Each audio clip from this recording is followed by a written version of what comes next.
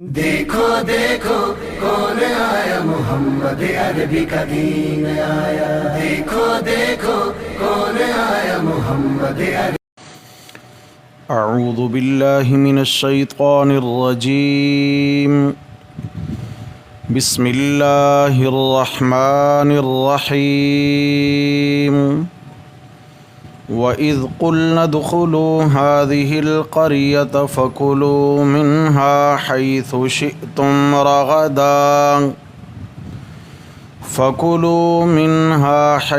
شِئْتُمْ رَغَدًا وَادْخُلُوا الْبَابَ سُجَّدًا وَقُولُوا حِطَّةٌ نَغْفِرْ لَكُمْ خَطَايَاكُمْ وَسَنَزِيدُ الْمُحْسِنِينَ۔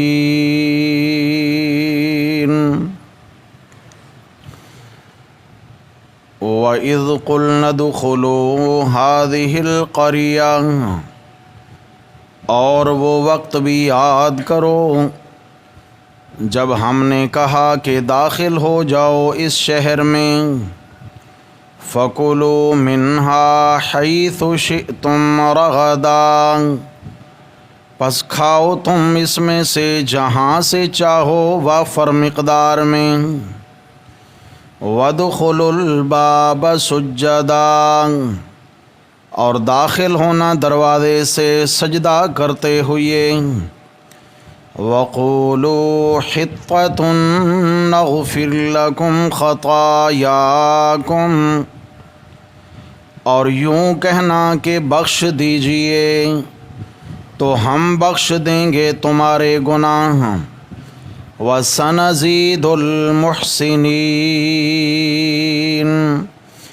اور ہم کچھ زیادہ بھی دیں گے دل سے نیکی کرنے والوں کو۔ فَبَدَّلَ الَّذِينَ ظَلَمُوا قَوْلًا، پس بدل ڈالی بات ظالم لوگوں نے۔ غَيْرَ الَّذِي قِيلَ لَهُمْ، سوائے اس بات کے جو انہیں کہی گئی تھی۔ فَأَنزَلْنَا عَلَى الَّذِينَ ظَلَمُوا رِجْزًا، پس ہم نے اتارا ظالم لوگوں پر عذاب۔ مِنَ السَّمَاءِ، آسمان سے۔ بِمَا كَانُوا يَفْسُقُونَ، اس لیے کہ وہ نافرمانیاں کیا کرتے تھے۔ صدق اللہ، ومن اصدق من اللہ قیلا۔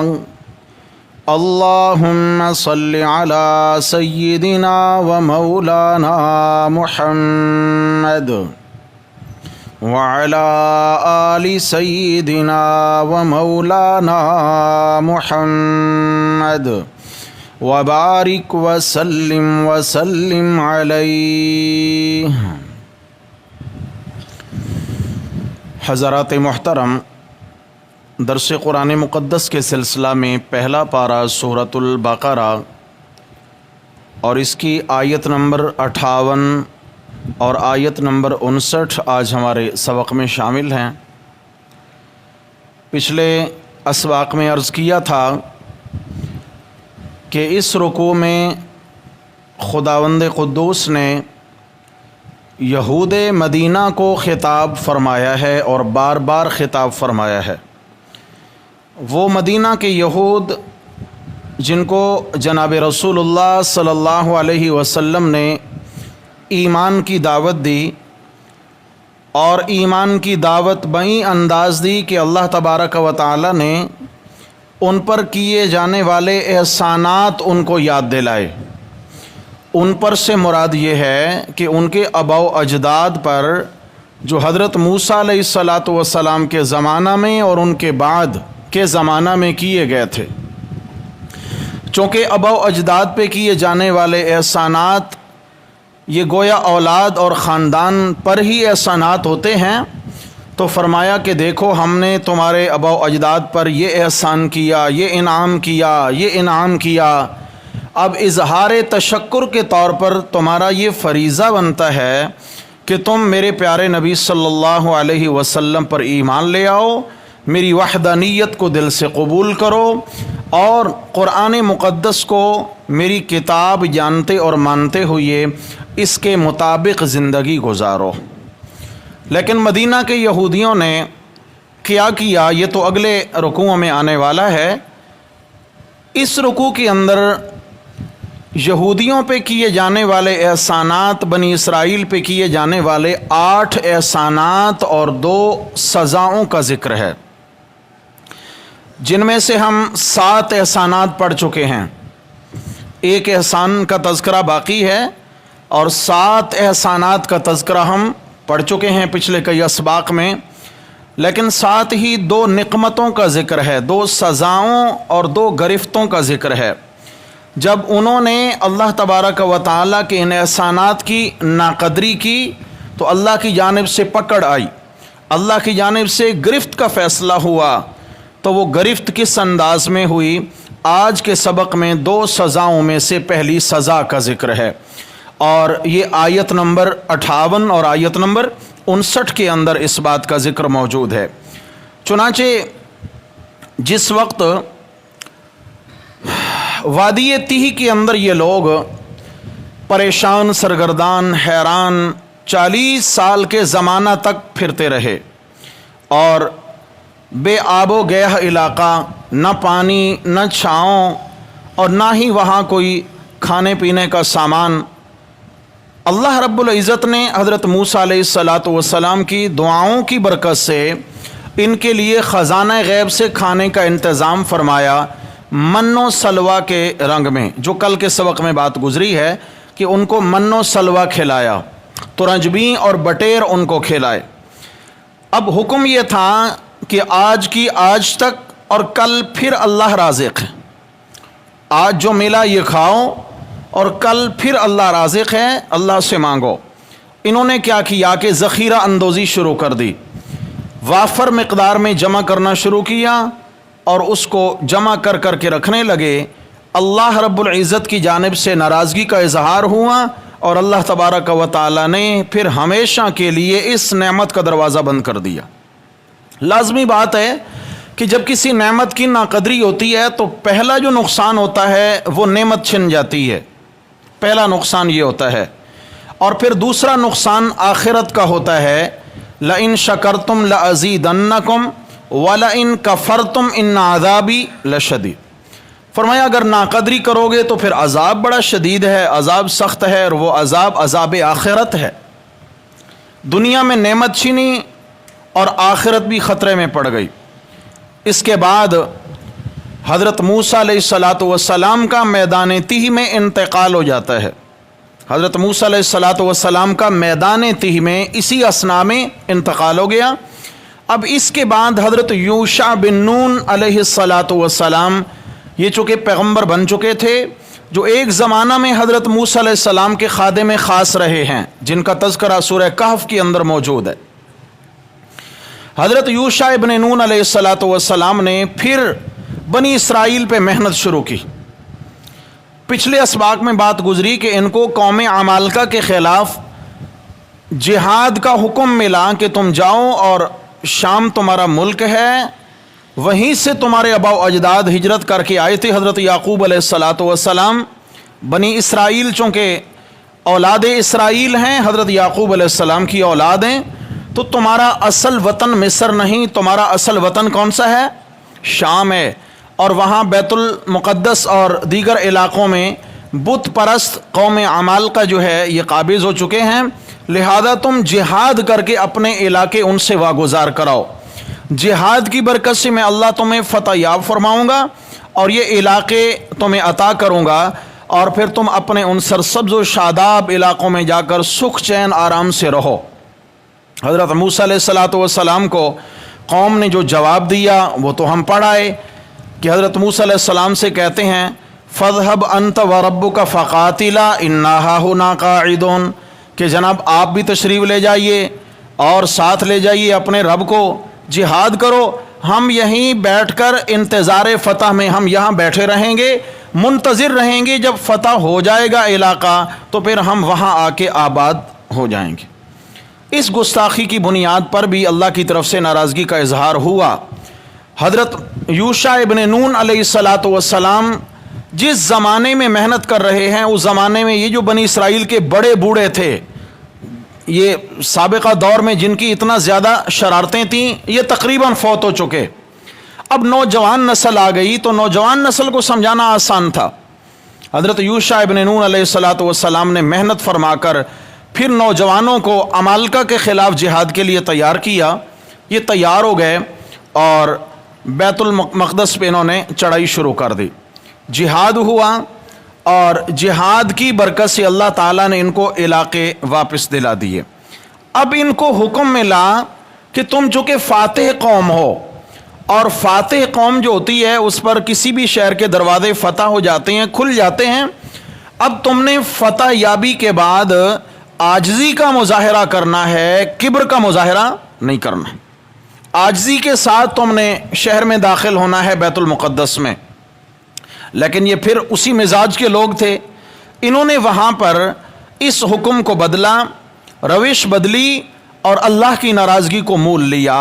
دیکھیے اب آپ یہاں کیا فرمایا، اعوذ باللہ من الشیطان الرجیم، بسم اللہ الرحمن الرحیم، وَإِذْ قُلْنَا ادْخُلُوا هَٰذِهِ الْقَرْيَةَ، اور وہ وقت بھی یاد کرو جب ہم نے حکم دیا تمہیں کہ داخل ہو جاؤ اس شہر میں، بیت المقدس مراد ہے، اس شہر میں داخل ہو جاؤ۔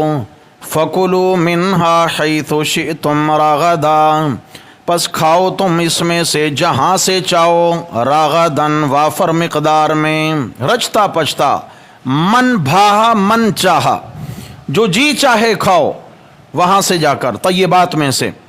وَادْخُلُوا الْبَابَ سُجَّدًا، البتہ دو پابندیوں کا خیال رکھنا۔ وَادْخُلُوا الْبَابَ سُجَّدًا، جب تم شہر میں داخل ہونا تو سجدہ کرتے ہوئے، دروازے سے داخل ہونا تو کس طرح؟ عرض کرتا ہوں کیا کیفیت ہے۔ نمبر 2، وَقُولُوا حِطَّةٌ، اور استغفار کرتے ہوئے داخل ہونا، اپنے گناہوں کی اللہ سے بخشش چاہتے ہوئے۔ یعنی فاتح قوم ضرور ہو، لیکن فتح کا یہ مقصد نہیں ہے کہ تم تکبر کا مظاہرہ کرو۔ اللہ کو عاجزی پسند ہے، قربان جاؤں۔ میرے پیارے نبی صلی اللہ علیہ وسلم جب فاتح بن کر مکہ میں تشریف لاتے ہیں تو آپ صلی اللہ علیہ وسلم اونٹنی پہ سوار ہیں، رسول اللہ صلی اللہ علیہ وسلم کا سر جھکا ہوا ہے، اتنا جھکا ہوا ہے سر اللہ کے حضور عاجزی کرتے ہوئے کہ آپ علیہ الصلاۃ والسلام کا عمامہ مبارک اونٹ کی کوہان سے لگ رہا تھا۔ آپ علیہ السلام کا سر اتنا جھکا ہوا ہے۔ اچانک کہیں سے آواز کانوں میں پڑی کہ کسی صحابی نے ایک نعرہ مستانہ بلند کیا، الیوم یوم الملحمہ، الیوم یوم الملحمہ، کہ آج تو لحم گوشت کو کہتے ہیں کہ آج تو ٹکڑے کرنے کا دن ہے، آج تو ہم ان کو بوٹی تکا کر دیں گے جنہوں نے ہمارا جینا یہاں دو بھر کیا تھا۔ آج دشمنوں سے بدلہ لینے کا دن ہے، آج قتل عام کا دن ہے، الیوم یوم الملحمہ، الیوم یوم الملحمہ۔ رسول اللہ صلی اللہ علیہ وسلم نے جب یہ بات سنی تو آپ علیہ السلام نے فرمایا اسے کہو یہ نعرہ نہ لگائے بلکہ یہ جملہ کہے، الیوم یوم المرحمہ، الیوم یوم المرحمہ، آج رحم کرنے کا دن ہے، آج معاف کرنے کا دن ہے، آج معاف کرنے کا دن ہے۔ یعنی دیکھیں کمال درجے کی عاجزی ہے کہ دشمن پہ فاتح ہو چکے، دشمن پہ غلبہ حاصل ہو چکا، مکہ کے دروازے کھل چکے، اور یہ وہ مکہ والے ہیں جنہوں نے آپ صلی اللہ علیہ وسلم کو بیت اللہ کی نمازوں سے محروم کیا تھا، یہ وہ لوگ ہیں جنہوں نے عمرہ کرنے پر پابندی لگائی تھی، یہ وہ لوگ ہیں جنہوں نے حضرات صحابہ کرام پہ طرح طرح کے ظلم و ستم ڈھائے، آپ صلی اللہ علیہ وسلم پہ طرح طرح کے ظلم ڈھائے، لیکن آپ علیہ السلام جب فاتح بن کر آتے ہیں تو آپ علیہ الصلاۃ والسلام بدلہ لینے کے جذبے سے داخل نہیں ہوتے ہیں، فاتح ہونے کے باوجود عمومی معافی کا اعلان ہے، عمومی۔ آپ علیہ الصلاۃ والسلام نے فرمایا آج کے دن میں جو دروازہ بند کر لے گا اسے بھی کچھ نہیں کہا جائے گا، جو ہتھیار ڈال دے گا اسے بھی کچھ نہیں کہا جائے گا، اور پھر اس کے بعد یہ کہا کہ جو ابو سفیان کے گھر میں پناہ لے لے گا اسے بھی معاف کر دیا جائے گا۔ کس کے گھر میں؟ بولو بھائی، یہ ابو سفیان کون ہے؟ حضرت امیر معاویہ رضی اللہ عنہ کے والد مکرم ہیں، والد مکرم ہیں، یعنی ابھی ابھی ایمان لائے ہیں، اور ان کا زمانہ ماضی دیکھیں تو اسلام کے خلاف جنگیں جنگیں جنگیں اور کفار کے سپہ سالار رہے ہیں۔ مزے کی بات ہے رسول اللہ صلی اللہ علیہ وسلم کے سسر بھی ہیں۔ کیا ہے؟ ہاں، آپ رسول کے سسر بھی ہیں، حضرت ام حبیبہ رضی اللہ عنہا کے والد مکرم ابھی ابھی ایمان لائے ہیں فتح مکہ کے موقع پر۔ تو چنانچہ کہتے ہیں انزل الناس منازلہم، لوگوں کو ان کے مقام پہ رکھو، اللہ نے جو جس کو عزت دی ہے اس کی ویسی عزت کرو، جو اللہ نے مقام دیا ہے کسی سے اس کا مقام مت چھینو، عزت کے جتنا کوئی قابل ہے اتنا ہی اس کو صاحب عزت سمجھو۔ تو چنانچہ یہ مکہ کے سرداروں میں سے تھے، آپ صلی اللہ علیہ وسلم نے ان کے اسلام کو اتنا خوبصورتی سے قبول فرمایا، آپ علیہ السلام نے ان کے ایمان کو اتنا خوبصورتی سے قبول فرمایا کہ آپ نے فرمایا ابو سفیان تو رہے اپنی جگہ، آج کے دن جو ابو سفیان کے گھر میں پناہ لے لے گا، بڑے سے بڑا دشمن کیوں نہ ہوا، ہم اسے بھی معاف کر دیں گے، ہم اسے بھی معاف کر دیں گے۔ اللہ اکبر، اللہ ہمیں ان ہستیوں کا دل سے ادب نصیب فرمائے۔ سمجھ آ گئی ہے؟ اوراق کالے کرنے سے اپنا نام اعمال تو کالا کر سکتے ہیں، لیکن ان ہستیوں پہ کوئی آنچ نہیں آتی، یاد رکھنا۔ میرے پیارے رب نے کیا فرمایا؟ کلم وعد اللہ الحسنی، میرے نبی کے سب صحابہ کے ساتھ بھلائی کا وعدہ ہو چکا ہے اللہ کی جانب سے۔ کلم، کل کا معنی کیا ہوتا ہے؟ کچھ کچھ، سارے کے سارے، سارے صحابہ، سب کے لیے عمومی اللہ کی جانب سے معافی کا اعلان ہے، عمومی معافی کا اعلان۔ اور میرے رب نے صحابہ کو جو سند دی، فرمایا اولئک ھم المؤمنون حقا، حق سچ کے مومن ہیں، ان کے ایمان میں کبھی شک نہ کرنا۔ کوئی فتح مکہ سے پہلے ایمان لایا تو بھی قبول ہے، بعد میں ایمان لایا تو بھی قبول۔ آپ علیہ الصلوۃ والسلام پھر مکہ میں داخل ہوتے ہیں تو قوم کے لوگ جنہوں نے ستایا، جنہوں نے آپ علیہ الصلوۃ والسلام کے سر کی قیمت مقرر کری، وہ کھڑے ہوئے ہیں۔ آپ علیہ الصلوۃ والسلام ان سے پوچھتے ہیں بتاؤ تمہارے ساتھ کیا کرنا چاہیے؟ تو وہ کہتے ہیں آپ مہربان ہیں، مہربانوں کی اولاد ہیں، آپ سے مہربانی کی ہی توقع کی جا سکتی ہے۔ آپ علیہ السلام نے فرمایا لا تثریب علیکم اليوم انتم الطلقاء، تمہیں عمومی طور پہ معافی ہے، آج تم میں سے کسی پر کوئی گرفت نہیں، معاف ہو گیا، سارے قصور معاف ہو گئے، سارے قصور معاف ہو گئے۔ فاتح قوم کا یہ رویہ ہونا چاہیے، ایسا نہیں ہے کہ فاتح قوم شہر میں داخل ہو تو شہروں کے شہر اجاڑ دے، وہاں کی عزتیں پامال کر دے اور وہاں پہ بوڑھوں پہ، بچوں پہ، عورتوں پہ ظلم ڈھائے۔ نہیں نہیں نہیں، یہ اسلام کی تعلیمات، اور الحمدللہ جو صادقین ہوتے ہیں ان کی یہ روش بھی نہیں ہوا کرتی ہے، ان کی یہ روش نہیں ہوا کرتی ہے۔ تو لیکن انہوں نے کیا کیا، قوم بنی اسرائیل نے کیا کیا، چونکہ بڑی لاڈلی قوم تھی، لاڈ میں پلے، اللہ نے حضرت موسیٰ علیہ السلام کی دعاؤں کی لاج رکھتے ہوئے ان کی ایک ایک تمنا کو پورا کیا اور ان کی نظروں کے سامنے ان کے جانی دشمن کو غرق کیا، ان کو سکون بھی دیا، آزادی بھی دی، رزق بھی دیا، سب کچھ دیا۔ لیکن اب کیا ہوا، انہوں نے اللہ کی اس نعمت کی ناقدری کی ہے، اور ناقدری کرنے کا انداز کیا ہے؟ فرمایا تم بیت المقدس کے فاتح بن چکے ہو، شہر میں داخل ہو جاؤ، لیکن دو پابندیوں کے ساتھ۔ نمبر ایک فرمایا وَادْخُلُوا الْبَابَ سُجَّدًا، حالت سجدہ میں داخل ہونا دروازے سے۔ امام رازی رحمہ اللہ نے لکھا ہے تفسیر کبیر میں کہ سجدہ کی حالت میں دروازے سے داخل ہونا یہ تو ممکن ہی نہیں ہے، اور بات اسی طرح ہے کہ بھئی سجدہ میں سر رکھیں اور سر رکھ کے پھر داخل ہوں، یہ تو ممکن نہیں ہے۔ تو یہاں پر امام رازی رحمہ اللہ فرماتے ہیں اس سے مراد انحناء ہے، یعنی بس سر جھکا کے عاجزی کرتے ہوئے شہر میں داخل ہونا۔ الباب سے کیا ہے؟ پھر فصیل شہر کا دروازہ مراد ہوگا کہ بیت المقدس کی جو فصیل ہے اس کا جو داخلی دروازہ ہے اس سے داخل ہونا تو عاجزی کرتے ہوئے سجدان۔